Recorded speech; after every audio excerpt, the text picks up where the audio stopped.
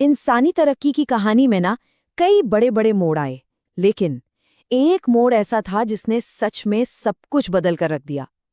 ये कहानी उस वक्त की है जब हमने सिर्फ कुदरत के रहमो करम पर जीना नहीं, बल्कि दुनिया को अपनी जरूरतों के हिसाब से ढालना शुरू किया। जी हाँ, हम बात कर रहे हैं मेसोलिथिक यानी मध्य पाषाण युग में हुए उस जबरदस्त आर्थिक बदलाव की। तो इस सफर में हम क्या-क्या देखने वाले हैं? सबसे पहले हम जानेंगे कि इस बड़े शिफ्ट से पहले जिंदगी कैसी थी। फिर बात करेंगे उस क्लाइमेट चेंज की जिसने सब कुछ बदल दिया। और फिर हम मेसोलिथिक क्रांति की गहराइयों में उतरेंगे, जहां नई टेक्नोलॉजी, पहले पालतू जानवर और शुरुआती खेती ने मिलकर इंसानी समाज की पूरी बुनियाद ही हिला दी। देखिए, किसी भी बड़े बदलाव को समझने के लिए ना ये जानना बहुत जरूरी है कि पहले क्या था।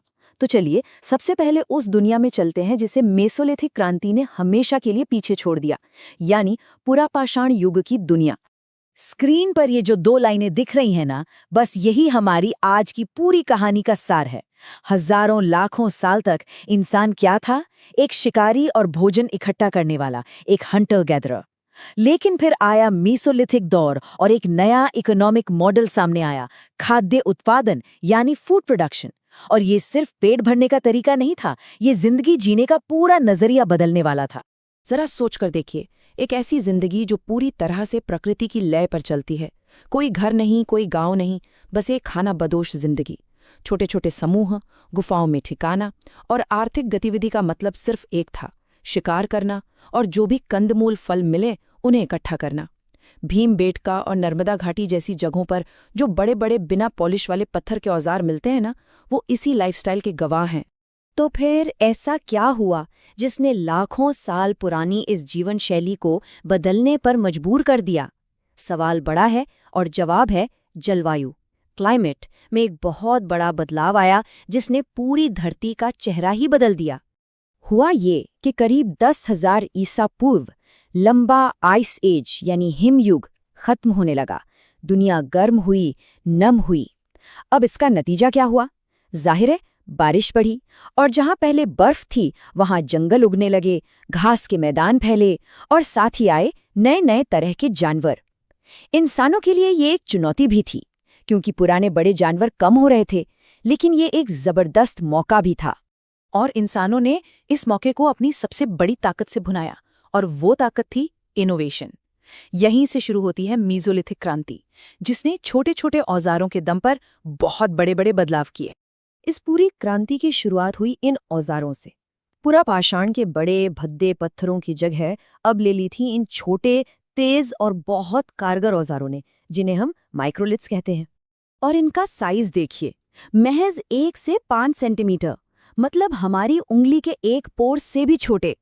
लेकिन ये छोटे जरूर थे, पर इन्होंने बड़े बड़े काम मुमकिन कर दिखाए और एक नई आर्थिक व्यवस्था की नींव रखी। देखिए, ये सिर्फ पत्थर के टुकड़े नहीं थे, ये उस जमाने की हाईटेक इंजीनियरिंग थी। इन छोटे छोटे तेज ब्लेड्स को लकड़ी या हड्डी में फंसाकर ज्यादा कॉम्प्लेक्स और असरदार औजार बनाए जाते थे, जैसे फसल काटने के लिए दरांती या फिर शिकार के लिए तीर कमान। ये नए औजार एक नई अर्थव्यवस्था की जरूरत भी थे और उसे मुमकिन बनाने वाले भी। तो इस नई टेक्नोलॉजी ने दरवाजा खोला उस चीज का जो आज हमारी दुनिया की बुनियाद है, और वो है खाद्य उत्पादन। अब बात सिर्फ शिकार करने से आगे बढ़ चुकी थी। अब बात थी कुदरत के साथ एक नई पार्टनरशिप, एक नई साझेदारी करने की। और ये साझेदारी शुरू हुई जानवरों के साथ। सबसे पहला साथी बना कुत्ता, जो शिकार और सुरक्षा दोनों में मददगार था। फिर भेड़, बकरी और मवेशियों को पालने की शुरुआत हुई। इसके सबूत हमें मध्य प्रदेश के आदमगढ़ और राजस्थान की बाघोर जैसी जगहों से मिलते हैं।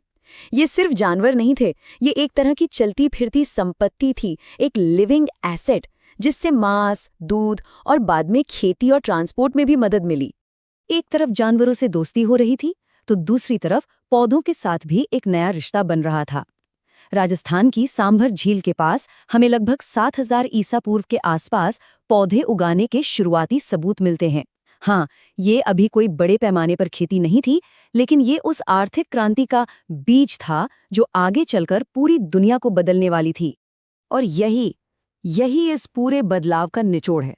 जब भोजन हासिल करने का तरीका बदलता है, तो सिर्फ हमारी थाली नहीं बदलती, पूरा समाज और उसका पर्यावरण के साथ जो रिश्ता है वो भी बदल जाता है। ये एक चेन रिएक्शन था जिसने इंसानियत की कहानी को एक बिल्कुल नई दिशा दे दी। तो इस नई अर्थव्यवस्था ने आखिर कैसा नया समाज बनाया? इसके जो नतीजे हुए वो इतने गहरे थे कि उन्होंने इंसान होने के मायने ही बदल दिए। जरा सोचिए, शिकार करके पेट भरने में और खाना उगाकर पेट भरने में जमीन आसमान का फर्क है। इस एक बदलाव ने इंसानी समाज की पूरी बनावट को, उसके रहन सहन से लेकर उसकी सोच तक सब कुछ बदल कर रख दिया। जब खाने की चिंता थोड़ी कम हुई तो खाना बदोश जिंदगी की जरूरत भी कम हो गई। लोग एक जगह पर ज्यादा वक्त तक टिकने लगे और यहीं से बस्तियों की शुरुआत हुई। आबादी बढ़ी और पहली बार इंसानों ने गंगा के मैदानों को आबाद किया। और जब समाज में ठहराव आया तो नए रीति रिवाजों और विश्वासों ने भी जन्म लिया, जैसे मृतकों को विधि विधान से दफनाना। ये बात सुनने में शायद छोटी लगे, लेकिन ये बहुत बड़ी है।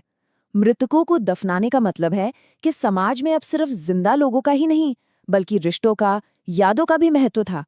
ये एक मजबूत सामाजिक जुड़ाव और एक साझा पहचान की तरफ पहला बड़ा कदम था। ये टेबल इस पूरे बदलाव को एक नज़र में समझा देती है। देखिए कैसे पुरापाषाण युग की हंटर गैदरर अर्थव्यवस्था मेसोलिथिक दौर में शिकार, पशुपालन और शुरुआती खेती के एक मिले जुले मॉडल में बदली, और इसी ने नवपाषाण युग की स्थायी खेतीबाड़ी वाली सभ्यता की नींव रखी। मेसोलिथिक वाकई में पुरानी दुनिया और नई दुनिया के बीच का एक बहुत जरूरी पुल था। तो ये कहानी हमें आज एक बहुत ज़रूरी सवाल पर लाकर छोड़ती है। अगर 12,000 साल पहले के क्लाइमेट चेंज ने इंसानी अर्थव्यवस्था में इतिहास का सबसे बड़ा बदलाव ला दिया था, तो आज जिस क्लाइमेट चेंज का हम सामना कर रहे हैं वो हमारी अर्थव्यवस्था और हमारे समाज के लिए क्या मायने रखता है? शायद इतिहास में ही भविष्य के कुछ जवाब छुपे हुए हैं।